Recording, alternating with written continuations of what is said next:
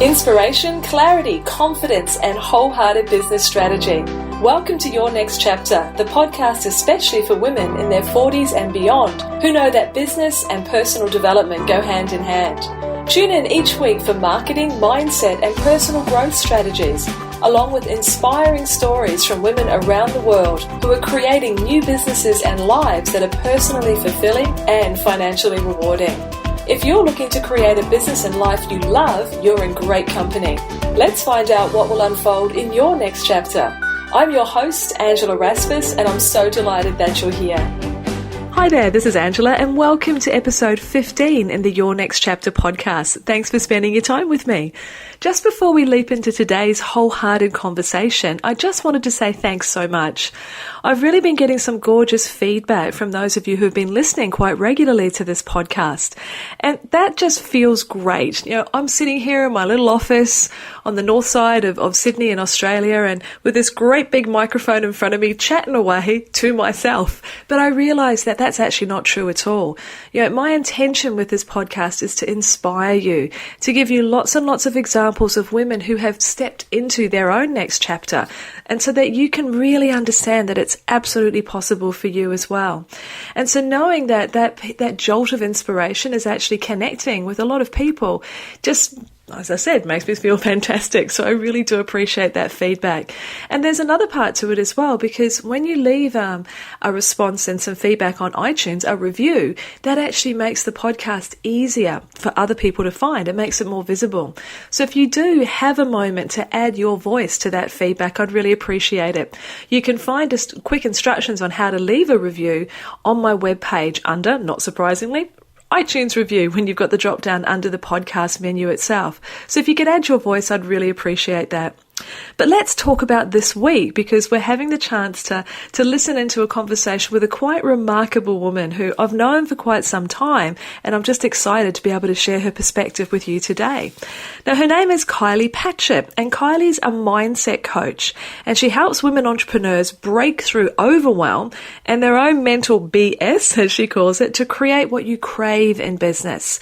Now, for a lot of people, that's more cash, more clients, but most importantly, more freedom.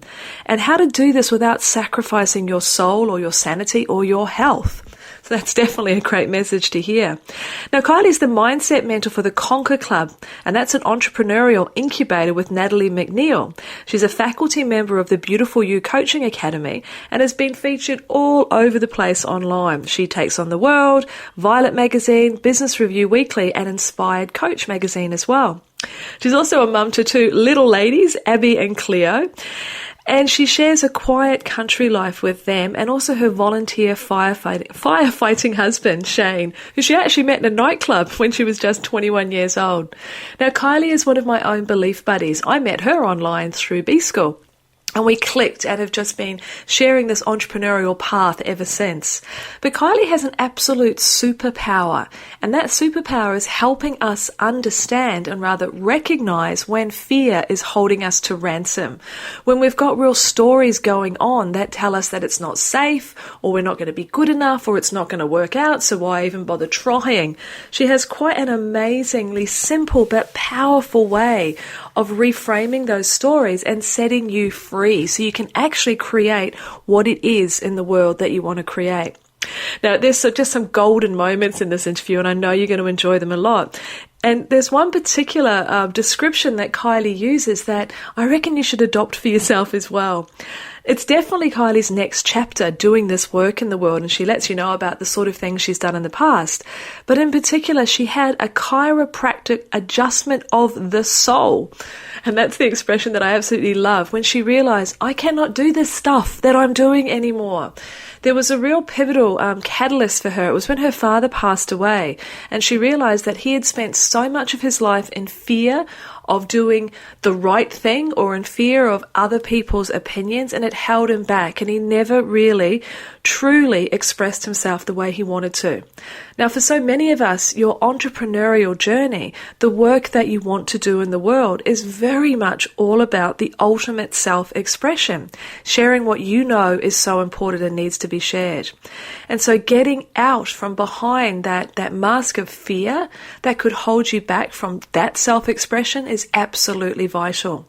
Now, Kylie's given us a fantastic resource that I'd really encourage you to jump into as soon as you can. If you go to angelarasmus.com/15, that's 15 download, you'll be able to get hold of her Making Friends with Fear book and also the audio for that book as well.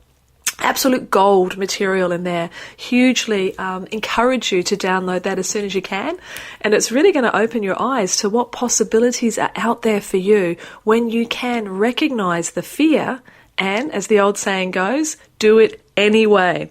So look, I won't hold you back any longer. I'm dying to get you forward into this wholehearted conversation because I know that it has the possibility of being a life changer for you.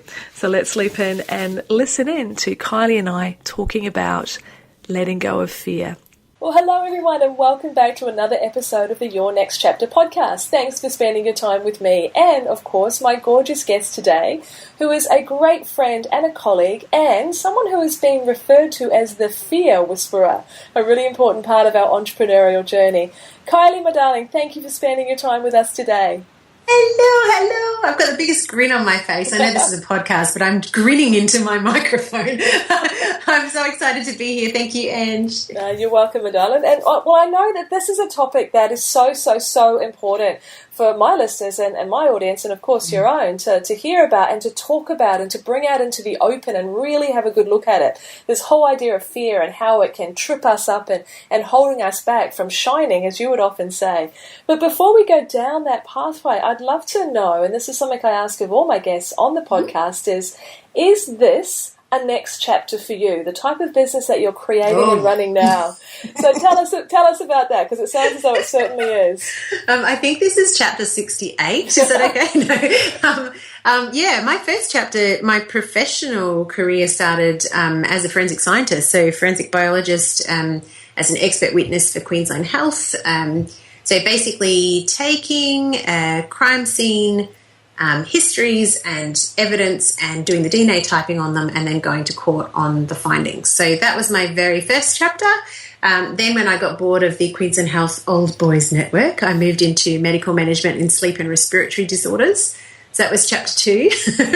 And I think I'm up to about chapter 6 within my own business as well because, as we all know, entrepreneurship is this beautiful evolution where being in action teaches you very much about the type of work that really lights you up and the type of clients that really light you up and all of those things. So, yeah, chapter 68 also. It's a long book. It's a bestseller. Yeah, it is. And actually, that's one of the reasons why you and I resonate so much is that whole concept that this is an evolution. It's not a revolution. Most of the women that are in my community that are listening now, that I work with as well, have gone through that sequence. And, it's because we evolve as our lives evolve and the things that are important to us and the skills that we develop and the preferences for who we want to work with and who we can most help. That definitely changes. Yeah, definitely. And I think too, the other thing that, I think a lot of people try and kind of figure out the perfect business with the perfect messaging when they first start, but you really don't learn about that until you get into this gorgeous action-oriented where you're really putting skin in the game. And we learn through the contrast. So don't ever be afraid to try something on for size and feel how it fits. And sometimes it's completely not right. It feels like some sort of odd, gown that your mother would wear or something. But occasionally the beautiful contrast will, lead you to that point where you just go, yes, this is it. This is what I'm put on the planet to do. So, yeah, the learning is in the action, definitely. Yeah, I totally agree with that. And, sometimes when we ask ourselves, what do we want? And that's difficult to actually ascertain. So we start with that, well, what don't you want? And then you can flip it and you can start to open that other side of the coin. Yes. But I know that whole idea, and I love that analogy of, or that perspective of learning through the contrast and trying it on and seeing if it fits. But sometimes actually taking that outfit out of the closet and trying it on, something gets in the way. We get scared. We get worried. We get fearful about, will it work? Should I do this? What are people going to think? Etc., etc. Their fear can speak a lot of different dialects, but essentially it's the same language. So that really comes back to your mindset as a whole. So tell us about that. Give us your take on this, Kylie, on what is mindset all is about. How does fear play a part in that, and what does it do to us? So fear is like this thing that says to you as you're opening the cupboard to try on the next evolution in your business or make another offer to your marketplace or step up on stage or whatever it is that you're doing, you are going to look hideous in that. Your ass is too fat. You're just not going to be good enough. You don't have the right shoes. Look at your hair. It's awful. So it's this nasty, pasty voice that goes on inside of us that usually comes out to play in times where you've already been triggered by something, right? So that's the first thing to sort of understand is fear is a normal human response. It's actually a really healthy response. We're not talking about being fearless here because I think that's completely unattainable. And let's face it, if you didn't have fear, you'd be jumping off tall buildings and getting in the way of things that really hurt you, which is not good. But what we're talking about is this voice of the ego, voice of fear, whatever you want to call it. I like to call it my lizard brain, and I call him Brian. And Brian comes a-knocking when you're just about to do something that you haven't done before. Now, obviously, as entrepreneurs, we're starting our own businesses. We may not have ever done that before. We may not have ever been the queen of our own ship. We may be very comfortable selling someone else's products or company, but when it comes to talking about ourselves and our superpowers, Brian the lizard brain comes knocking on the door going, ugh, this is going to be horrible. You're going to suck at this or whatever the thing is. So I think, it's really, really important to understand that although fear is normal, it's not real. Most of the time, the lizard brain is telling you a big fabricated story that comes from belief systems that are usually bedded down when you're quite little, that tell you what's possible for yourself. I actually would love to share a very short and sort of story that depicts this. I was just at an event recently in Melbourne and I met someone who was from an entrepreneurial family, and I was really noticing the difference between her mindset and my mindset when it came to ease in business and leverage in business and making healthy income in business. And I was really curious, how do you see the world? When I got talking to her, she said, oh, Kylie, both of my parents were entrepreneurs.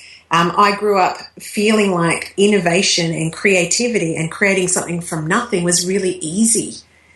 And so that really showed me that sort of relationship that she had formed from a little kid of doing these things outside of your comfort zone, she had a really healthy relationship with that.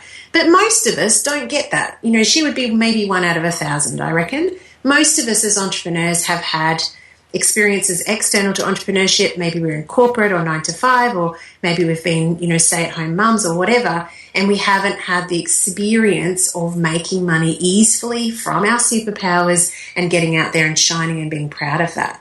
So that's a very long-winded answer, but that's basically what fear is, that little voice that says this is just not possible for you. That is such a great story to illustrate the point. Mm-hmm. There was another woman I had on the podcast recently, Kerry Jeffrey, was talking about how she sort of woke up. It was actually when her mother passed away, and she realised how unfulfilled her mother's life had been. That was the story that she told to her, to Kerry. And she thought, no, okay, mine's looking like that. I'm having Groundhog Day here. It's time to change. But the point that she made was that she had to create a new mould because she had no examples. Her mother and her grandmother certainly weren't in the entrepreneurial space. That ability to easily believe in yourself, to not even really have the fear because the example of being there, that it's possible. Yeah. So without that example, I can absolutely see why fear could be a much larger part of your vocabulary because you haven't seen that it is possible to make this thing happen. Absolutely debilitating. And, the next step that happens, and I had a similar experience to Kerry, my kind of epiphany came after taking care of my dad for 5 years. He passed away at 91, and I had this moment where I was like, I'm really, really devastated to lose my father, but even more than that, I'm devastated that someone's just died at 91 having never expressed what he wants to do in the world. And I had that real chiropractic adjustment of the soul where something snapped into place, and I thought, oh my goodness, I've created this life that feels unfulfilling. I'm overweight, I'm depressed, I'm drinking every night to go to sleep. I'm doing all this self-sabotage rubbish because I've got myself convinced that that's all I deserve. And then I consciously started creating, and I call this like opening up the field of possibilities. What if there's something different possible for me? What if this could be easier? What if I could feel lit up when I wake up in the morning? What if I could have a beautiful, engaged, connected family? What if I could live in the country where I want to? So there was all this like playful kind of teasing up of the edges of this thing that I came to expect that life was, which was heaviness and duty and responsibility and doing the right thing and not joy, not light, not freedom. So yeah, exactly the same thing. Like, just the filter for me is always, do I feel that I'm in my natural state? And my natural state as a human being, and you don't have to deserve this, you don't have to be, get the gold award to sort of earn this one, is that we, by virtue of the simple fact we're born, deserve a life that nourishes us, mind, body and soul. That is a given.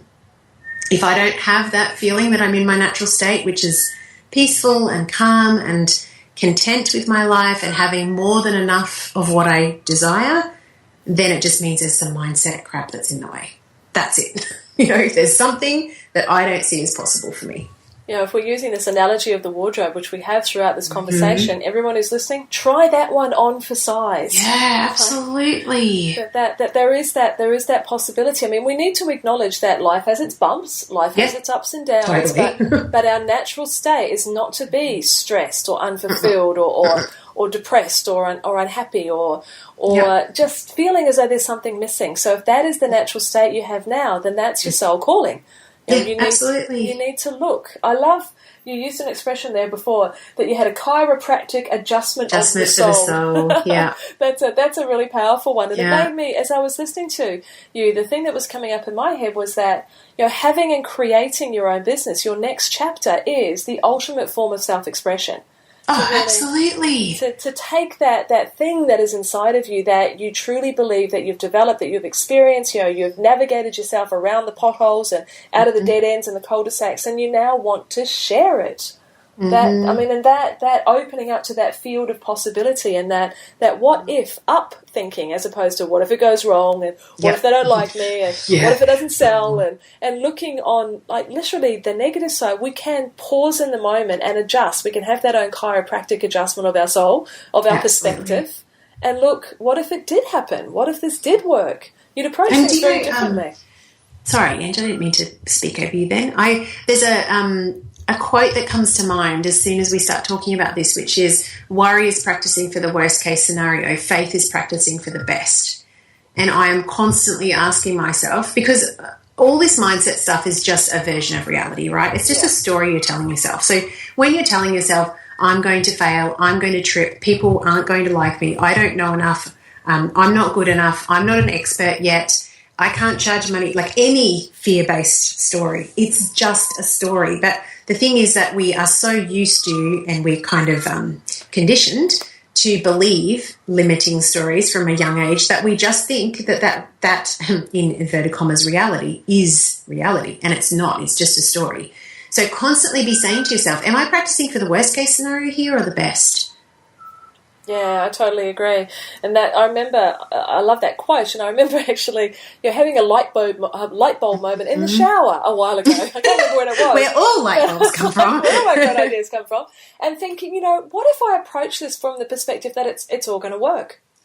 Yes. And it was just like, literally, it's like the universe stopped for a moment and went, oh, duh. How long is it taking you 47 years to work out that you can actually create that story rather than, some of the ones that have been there in the past. So I think that's what you're meaning. And maybe that was my chiropractic adjustment of my soul at that moment. So I love the thought of acting as if the universe has it all stacked in your favor. Just coming from the place that I don't have to even think about something that I don't want to happen. And that's the other thing that I would say to everyone listening. Every time you find yourself practicing for something that is not what you want to create, you need to interrupt the thought and say, no, thank you, not going down that path, switching my attention to either something that's completely removed from that or something that is what I actually want to create. Thinking about, I'm personally in launch at the moment, so launch time is always a time when those fears are going to come a knocking, because you're putting yourself out there and you're backing yourself, and that's when fear happens, right? On the external of your known zone is where fear goes boink, bops you in the nose. And so one of the things I've been finding myself doing lately is just any time that I'm thinking, oh, what if this doesn't work? What if I don't have as many people interested? What if this isn't good enough? Of just going, no, lizard brain, we're not even going there.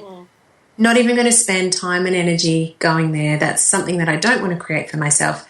I'm choosing to create that what I have to offer is of value and very helpful in people transforming their own relationship with fear. Therefore, I have every chance of success. Full stop.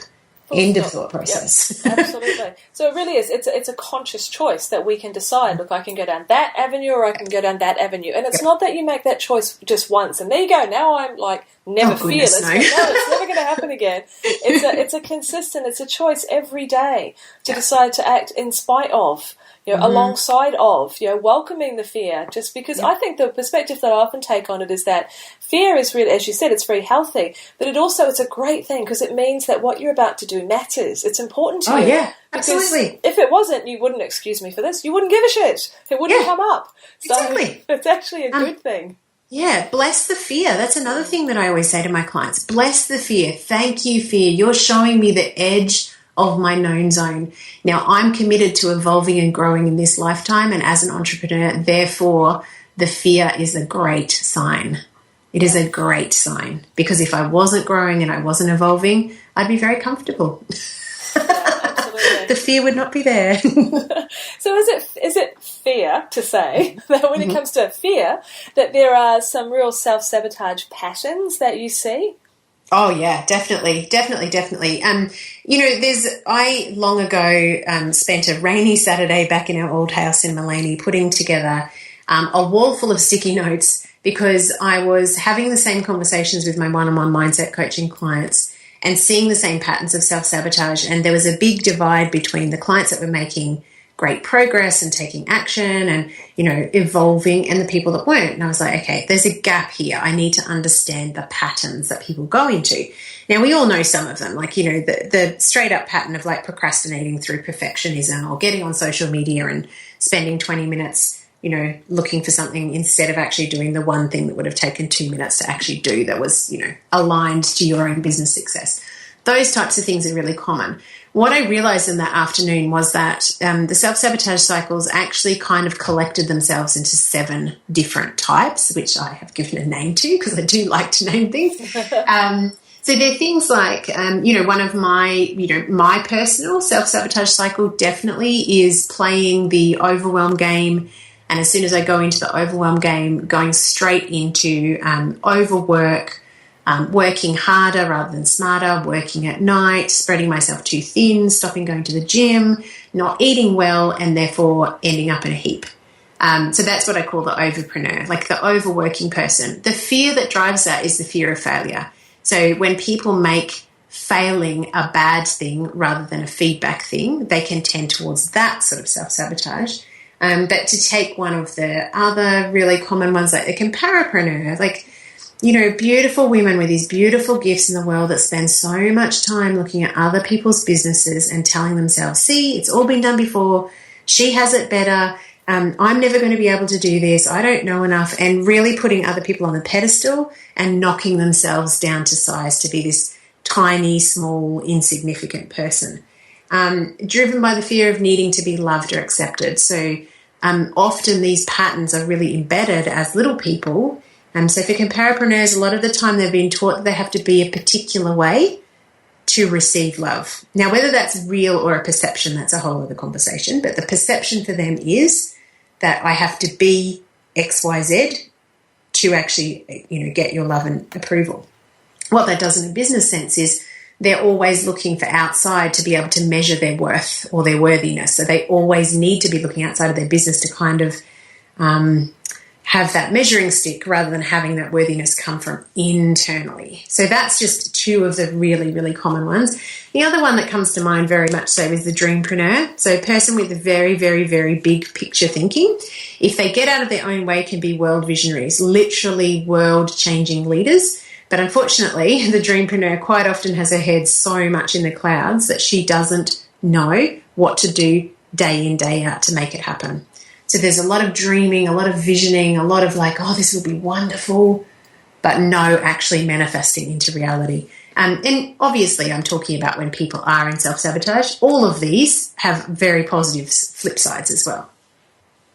So can we, because I'm listening to those, and I can hear myself nodding when I'm hearing some of those, and I can definitely hear people who are also listening today nodding. Yep. So let's just take the overpreneur for a moment. So we've looked there at, they've got that fear of failure, and that they don't see failure as feedback. They see it as failure, with a capital F and an exclamation mark and underlined in neon lights. Yep.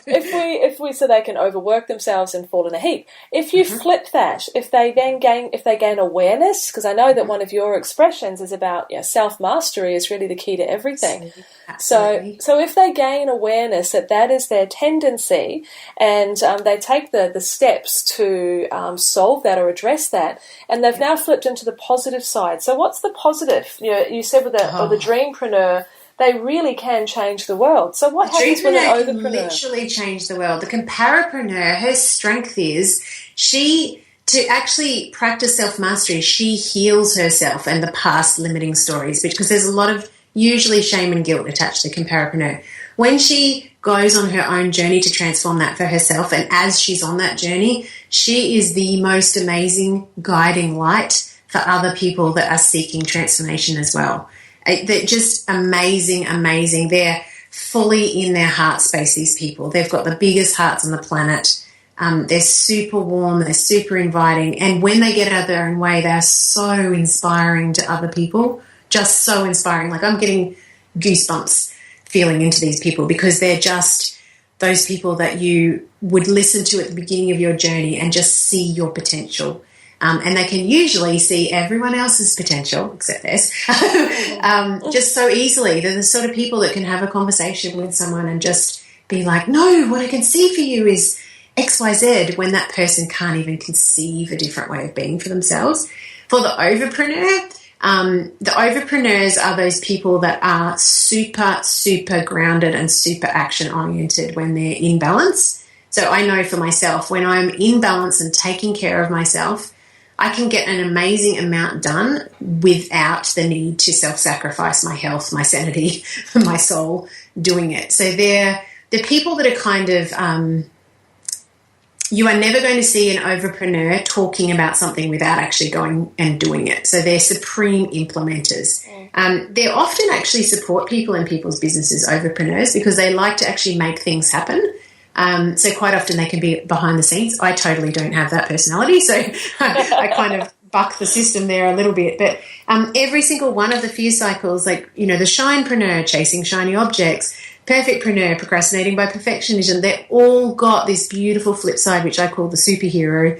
So instead of the nemesis side, the fear-based side, this superhero, just beautiful light that shines into the world. And that's, I think, the most important thing that I'd love everyone to really hear about fear is fear's point of view is trying to keep you safe and small. So if you've ever learnt that it's not a good thing, it's bad or it's threatening or it's whatever, to share yourself, your true self, fully and be seen and everything in the marketplace. But if you've ever learnt that as a kid, you're totally limiting your true potential in the marketplace, because you need to learn to get comfortable with doing that. Because as entrepreneurs, we need to be able to say to someone, I'm awesome at this. I'm absolutely crap at lots of other things, but I am awesome at this thing. I have 1000% conviction that I can help you with this thing that's my superpower. But unfortunately, a lot of us have been given feedback to say, don't shine too much, that's arrogant. Don't shine too much, you make people feel bad. It's bad to talk about yourself. Or, there's a lot of money stories attached to this sort of stuff for entrepreneurs as well. Can't ask for money, can't earn money easily, can't earn money doing something that you love, all of that sort of stuff. So, yeah, but beautiful superpowers, every single one of us. And that's what fear, really is, the kind of equal and opposite thing of being too afraid to share those with the world. I love the way that you frame those. I was listening to your descriptions, and I've talked about this often in my own work and to my own audiences, that I call it the comparison queen, That's where I fall. But the way that you can speak so glowingly about when we manage to recognize the nemesis and to tame it, and I'm going to ask you about some of those tools shortly, but to when we can name it and claim it and then flip it. When I was hearing what I'm capable of when I've tamed that comparapreneur, then I was feeling pretty good. So, do you know what? It's like that for everyone, and this is, I think, for me, why I see mindset as so important, because when I think back to my own journey, and we were, talking about my dad dying and everything, the worst thing I have ever felt in my life is completely powerless. And that's what fear makes us think, that we don't have the power to create a life that we want. We don't have the power to act even though the fear's there. We don't have the power to do whatever. And I think, if I had to name my mission on the planet, it is to show women that when they can master the stories, nothing is impossible. Nothing. You are this field of fluid, magnificent potential. Say that last line again. You are this... I can't even remember. This fluid, magnificent... I can't even remember. I was thinking, wow, that's actually pretty amazing. Well, do you know what? I'll say it another way. Self-mastery is a way to surrender to your full magnificence. I know, doesn't that feel gorgeous? We are magnificent creatures, this amazingness that we have inside of us, and it's every single one of us. Don't for any stretch of the time be listening thinking, oh, it's all right for her or all right for them, or they're not talking about me. I'm talking about every single person that has us in our ears. Whenever you're listening to this, you are a magnificent, beautiful, fluid potential. That's what I said. Fluid potential. A fluid field of potential. That's it, Angela. Yay! It came back. We captured it. And that is so important to just pause and recognize that, because we've told ourselves for too long that we need to stay small, that what we've got is not important. And I think especially in these days with the world of social media, we see so much hype, so much happening around us, that we have this assumption, and I guess I'm projecting a little here, but hey, that's perception, right? That this perception that we have to be bigger than Ben-Hur to make a difference. You don't have to change the world. You can change your world, your little piece of the world. You can have an impact without it needing to be of Mother Teresa proportions. It's up to you. All the hype, let's just call this for what it is. When someone sees hype, there is a proportion of people that are looking for the magic pill that are attracted to the hype, but the vast majority of us, and particularly your people that are in the next chapter, they're not newbies in the world. They haven't come down in the last shower, like my father would say. They haven't come down in the last shower, Kylie. They're not interested in the hype. They're interested in a woman standing fully in her power. Now, for some of us, that means being on the stage talking to millions of people. But for some of us, that means lighting people's worlds on fires in one-on-one conversations, quietly and with full conviction. You don't have to be this jazzy, loud, over-the-top, hypey, and I would say bullshit-filled, marketing machine to build a business. You don't. You just need to be fully in your power and comfortable sharing your superpowers with the people that you can help. Absolutely. And you and I have had this conversation offline so often with over the last several years, that we both feel very, very strongly about that perspective, that the hype serves a part of the market for sure, but deep, sustainable, fulfilling, longer term success, it does take, I believe, more time to build that momentum, and doing it your way. This is exactly what we're talking about. It's doing it your way. It's finding your sweet spot. It's finding your zone of genius. It's finding your tribe and taking care of them, not trying to take care of everybody. No, and stop looking at everybody else's businesses. Feel into what lights your soul up, because everybody's life purpose is different, right? So, creating your version of a delicious life or a delicious business by copying someone else's business, it's not going to fit you. So let's just cut that absolute rubbish behavior out right now. It's driven by a fear that you do not know enough yourself, or you don't have faith in your own ability. But honestly, the only way you build that faith, self-belief is like this muscle. It only works when you use it. And sometimes you've got to take that leap of faith that allows you to take that next little step, that then gives your brain feedback to say, hey, my head didn't blow up. No one died. I am intact. Maybe I can believe myself a little bit more next time, and a little bit more, and a little bit more. And before you know it, this self-belief becomes this absolutely ingrained part of you that, I talk a lot about rock-solid self-belief, that rock-solid conviction that you can help the people that you're meant to be helping, and that you know enough right now to do it. And it only comes from being putting skin in the game, acting despite the fear, getting feedback from clients, trying things on for size, doing that contrast, and then that self-belief, it builds and it builds and it builds. And then one day you turn around and you go, how did I get this full of conviction? How did this happen? I'm not sure. I'm enjoying it. Yeah, exactly. More of this, please, universe. So, let's look at that for a moment. Simple self-mastery tools. Okay, so here I am, I'm listening, I'm going, yes, I want to step into this. I want to own my superpowers. I want to be able to face up to fear, look it squarely in the face, bless it, as you say, and then utilize some simple tools to move forward because I'm new at this. What would you say to our listeners that are really keen on mastering this stepping through fear? Yeah, I love this question because the very, very, very most simple thing, and I've been giving it to clients for almost 5 years now, is the ABC. And the ABC is just be absolutely vigilant. This is the awareness piece. Be absolutely vigilant about the stories you're telling yourself all day, every day. Now, we run on unconscious autopilot for the majority of our lives, but the scary thing is that often the majority of what we tell ourselves in unconscious autopilot is, this is not going to work, this is just how life is, all these kind of negative Nelly sort of views of the world.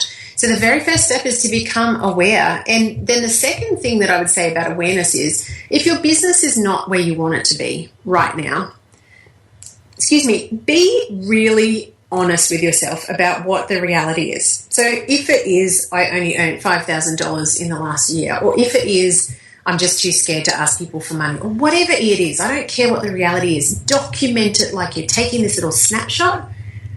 What is the reality right now? That's the awareness piece. The second thing, B, is just the belief. So asking yourself, what am I believing to be true? Or another way of saying it is, what am I expecting to happen that's creating this version of reality?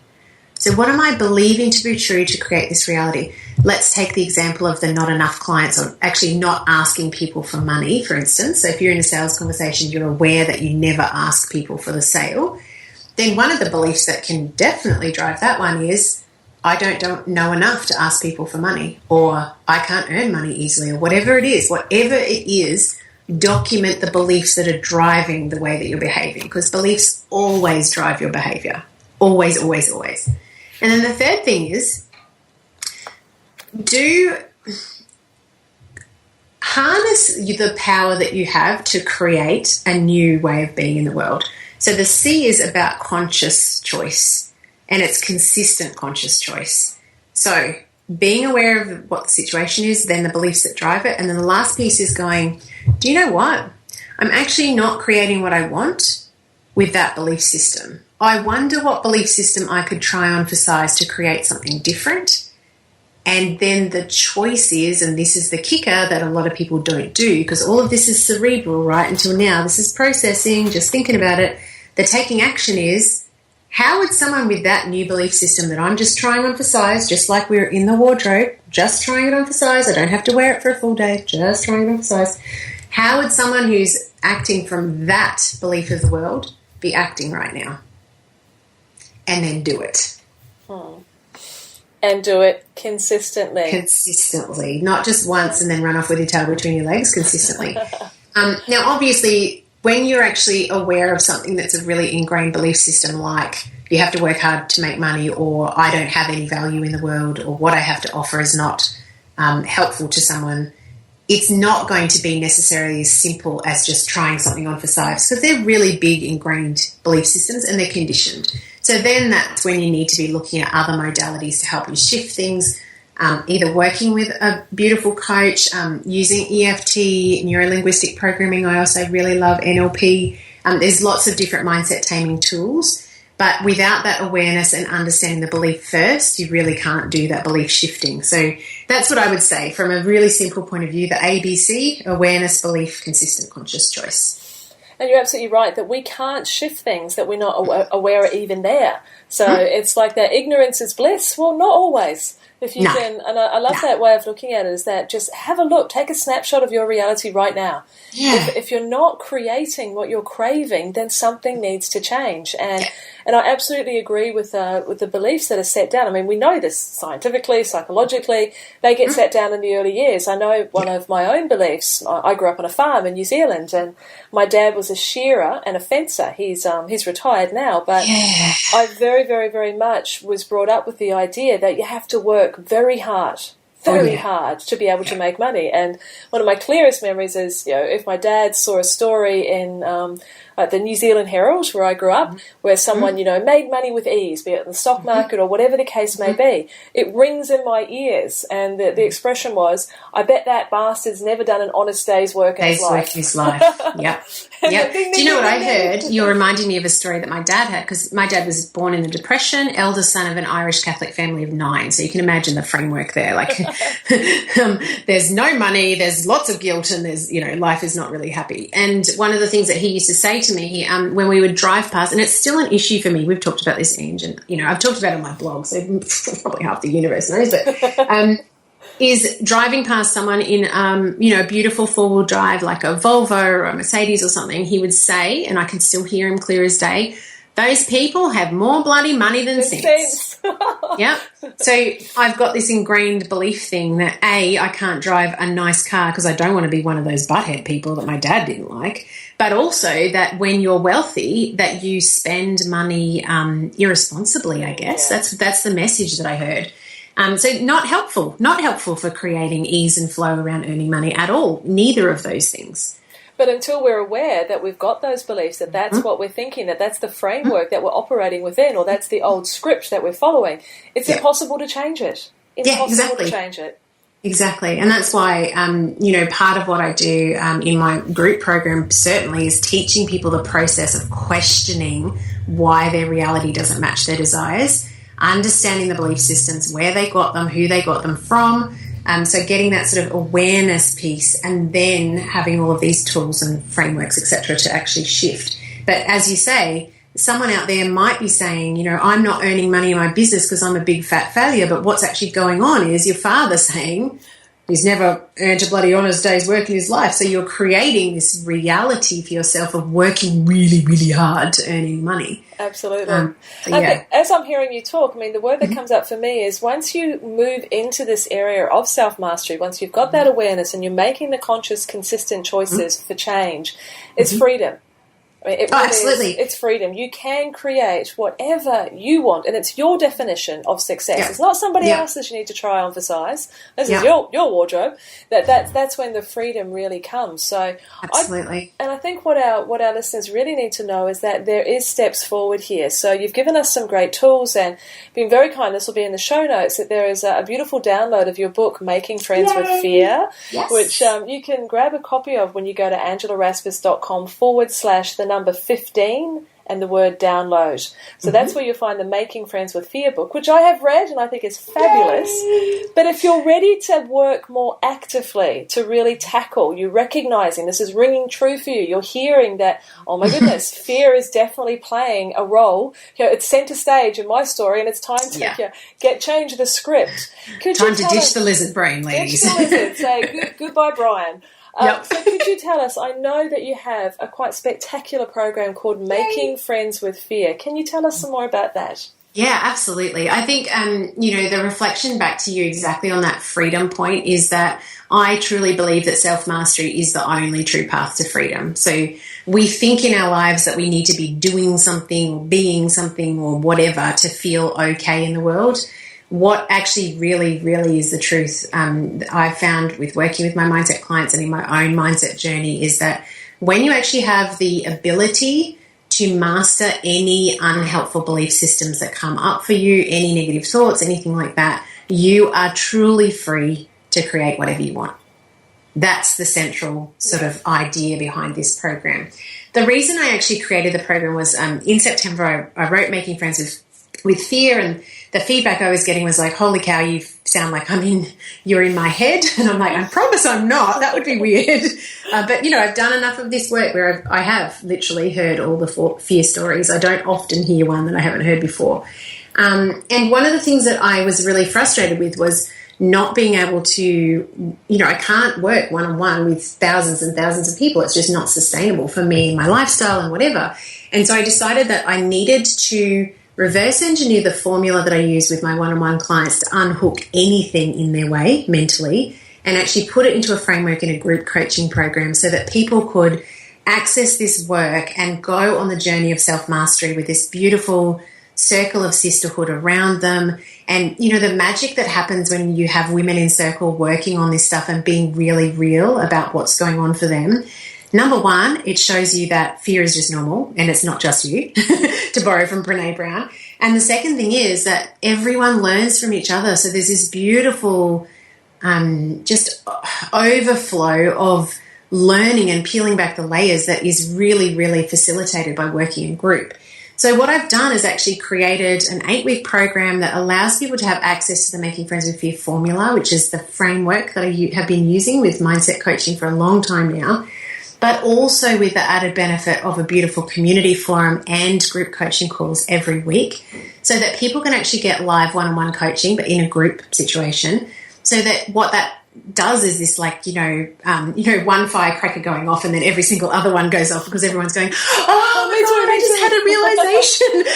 Yeah. So it's that beautiful learning space. The intention behind Making Friends with Fear is that you will walk away with the beginnings of having rock solid self-belief in business. So I'm not saying in 8 weeks you'll walk away and it's like this magic fairy tale and, it's a magic pill and everything's going to be happy ever after. What I will promise you is that you have the framework to be practicing over and over and over and over again every time you come up against a new upper limit, a new fear, a new bullshit story that's getting in your way so that you can literally consciously keep on knocking those things down. So eventually you will get to the stage where you feel rock solid in your business, rock solid in yourself, and just have that beautiful, it's freedom. Self-mastery is like coming home to yourself, right? Your true self, that magnificent one, not the one that you think is flawed and imperfect and bloody-blah. Yeah, it's the one that is there, that exists under those layers that you've wrapped around yourself, possibly for protection, or have been wrapped around you by other people and other experiences that you've been exposed to. So it's unwrapping the real you. It's unwrapping the true you that needs to shine. It's just like excavating this golden treasure, right? We just keep digging through the dirt, flicking it all up, shovel by bloody shovel, until we get to this gorgeousness that's the true you. And it is literally like that people have these massive, pivotal chiropractic adjustments of the soul where they realize that they have been totally limiting themselves and the real potential is so much more infinite than they've ever thought possible. And I think most of us can feel that, in our quiet moments when we can strip back that fear of who am I to think that, when we can strip away that, we actually can feel that inside of us there is that shining potential. And it's our job, it's our role, it's our purpose. As you said earlier, your purpose here on the planet is to grow, it's to learn, it's to expand. And if we can remove that straitjacket of fear that is stopping that expansion, then anything becomes possible. Anything. So I guess I look at, this might be a bit crude, but the Making Friends with Fear program, it's your shovel. Get that shovel. Start. It is your shovel. Excavate it's yourself. Your fear shoving shovel. I like that. I'm going to use that on my sales page. We've just given it a new name. So I will definitely put the links to the program within the notes on the page. So if you just go straight to angelarasmus.com 15/15, it will take you straight to this page where you can find the links and read all the information. But if you can just give us the website Is it on your site, absolutely. or is it it's the just specific one? just makingfriendswithfear.com. We've gone super simple this time. Just call it what it is. Imagine that. Awesome. Well, I'd really, really recommend that if this episode has been ringing true for you, if you're hearing yourself in these descriptions that Kylie is giving and this wholehearted conversation that we're having, then I can vouch for her personally. She's been a great friend for quite some time now, and she really, really knows her stuff. We've had these conversations so often. So definitely encourage you to go rip-roaring across to that site and making friends with your own fear. Yeah, thank you so much. I love talking about this stuff. I could literally talk underwater with a mouthful of marbles about mindset. That's another one of my dad's golden ones. There's a ton of them there. And so could I, because, I mean, it is so much. It's so much a part of what I believe in as well. I mean, my central core is that, you know, your self-worth is the core to everything. When you trust yourself, when you value yourself, when you recognize your worth, anything becomes possible. And a part of that journey is letting go of the fear. So, you know, you're talking my language, darling, definitely. Yay! Thank you so much. And, you know, anyone listening, if you're thinking that mindset mastery is not really a big thing in your business, I would say if you don't already have the business that you want, then mindset mastery is an absolutely essential skill that you must master as a woman entrepreneur, because it will be getting in your way if you don't have what you already want. Absolutely. There's never been a truer word spoken. We can teach you strategy till it's coming out of your wazoo. But, Yeah. I think maybe my so much gold in this interview. But so you can have a strategized wazoo, but if your mindset hasn't had that chiropractic adjustment, then it's not going to stick. It just isn't going to stick. And I absolutely truly believe that when I started working on this stuff, there's that highly technical term I use a lot, but when I started working on this stuff, doors began to open. So I'm a huge advocate for Kylie's work, without a doubt. So thank you, my darling, very much for spending your time with us today. Thank you for having me. You're so welcome.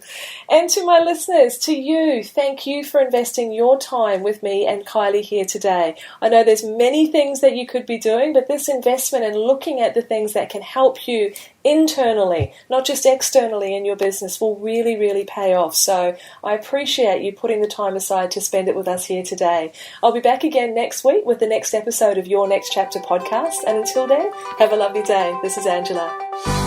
Thanks for listening to the Your Next Chapter podcast. If you've enjoyed this episode, please let me know.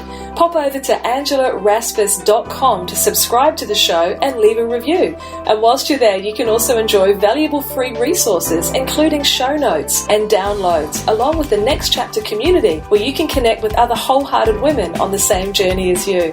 We'd love to welcome and support you as your next chapter unfolds. See you next time.